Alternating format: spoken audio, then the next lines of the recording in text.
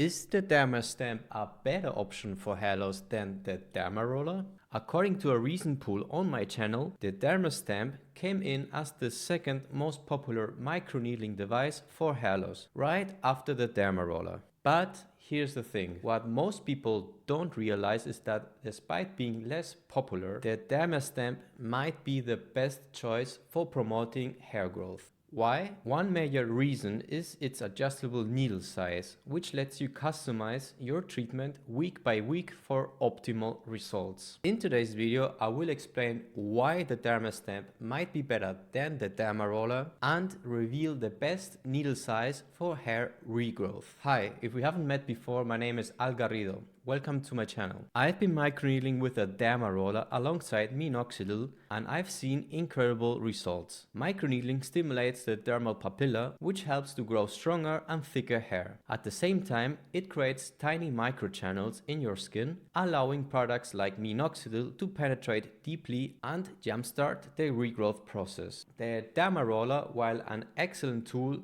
comes with 3 key limitations. In contrast, the Derma stamp addresses these limitations with 3 key advantages. Number 1, adjustable needle size. When you start microneedling, most people, including myself, use smaller needles, around 0.5mm needles, to give the skin time to adapt. Over time, you can gradually increase the needle size up to 1.5mm. This process is crucial to allow your skin adapt to the longer needles and maximize results. The Derma stamp makes this adjustment so much easier because you can set the needle size anywhere from 0 to 3mm. So there's no need to buy multiple tools. You've got it all in one. Just as a quick safety note, never use a needle size longer than 1.5mm on your scope. Anything beyond that risks damaging your skin.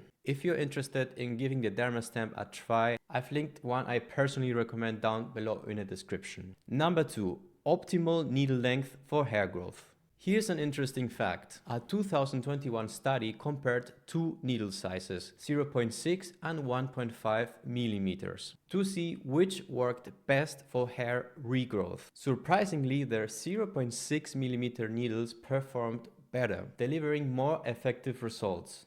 The problem? Most companies don't sell Derma rollers with a 0.6mm needle size. That's another reason why the Derma stamp is a game changer. You can set it to exactly 0.6mm and get those optimal results. Of course, the best needle size can vary from person to person. Personally, I stick with 1.5mm needles because that is what works best for me. But if you are starting out, experimenting with a 0.6mm needle might be the best option for you. Number 3, reduced skin damage. This is a big one. Unlike the rolling motion of a Derma roller, which can tear and stretch your skin, the Derma stamp uses an up and down motion to create clean and precise microchannels. This reduces unnecessary skin damage and avoids creating overly wide channels. On top of that, the Derma stamp is gentler with your existing hair, so it's less likely to cause the hair to break.